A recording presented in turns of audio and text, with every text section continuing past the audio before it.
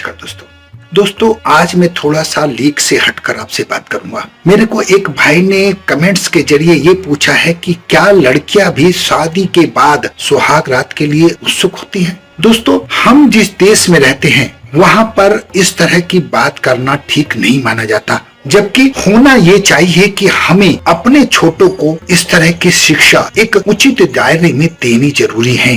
वो दोस्तों से सीखेंगे तो गलत ही सीखेंगे, इसलिए उनकी जो जिज्ञासा है उसको शांत करना हमारा कर्तव्य बनता है। इसीलिए मैंने इस प्रश्न का उत्तर देना उचित समझा। दोस्तों, मेरे हिसाब से उत्सुकता कोई गंदी बात नहीं है।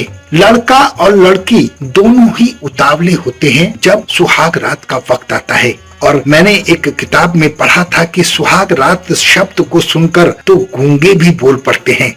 उनमें भी उत्सुकता जाग जाती है, जो कोई गलत बात नहीं है, क्योंकि जीवन की सारी चीजों को दरकिनार करके हमें ये समय मिलता है। हमें उत्सुकता आना लाजमी है और हर कोई इस शारीरिक सुख को पाना चाहता है। वो स्त्री हो या पुरुष अपनी सुहाग रात को यादगार बनाना चाहता है। ये ह्यूमन नेचर है, ये इंसान की नेचर का एक हिस्सा है। भारत जैसे सांस्कृतिक और आध्यात्मिक देश में हालांकि इन सवालों पर चर्चा करना उचित नहीं है, क्योंकि हमारा देश एक सभ्य देश है। इन बातों को बड़ी पूजा पाठ और संस्कृति से जोड़कर देखता है। इसमें कामदेव की पूजा की जाती है। एक लंबे अरसे बाद अपना कैरियर बनाने के बाद, अपने आप को वयस्क घोषित करने के बाद आपकी शादी का नंबर आता है। तब तक आप जीवन के हर उतार चढ़ाव को देख चुके होते हैं, तो उत्सुकता तो लाजमी है और होनी भी चाहिए। हमारा देश भारत, जहाँ पर इस तरह की बात करना ठीक नहीं है,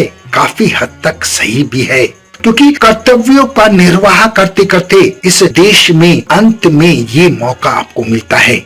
इस देश में हर उस चीज की पूजा की जाती है जो आपके जीवन से जुड़ाव रखती है। पशु पक्षी से लेकर पौधों तक सबको पूजा जाता है।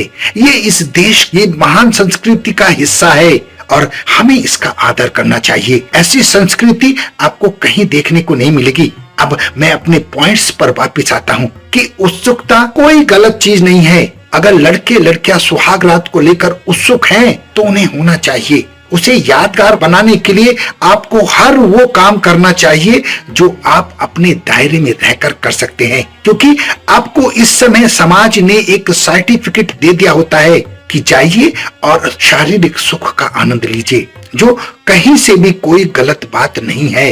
ये एक परंपरा है और इसका निर्वाह स्त्री और पुरुष दोनों को ही करना पड़ता है। अगर मेरी बात से सहमत हैं तो कमेंट्स बॉक्स में जरूर लिखें। अगर सहमत नहीं है तो बुरा ना माने। अपना बहुत ध्यान रखें, हंसते रहें, मुस्कुराते रहें, खुश रहें। धन्यवाद।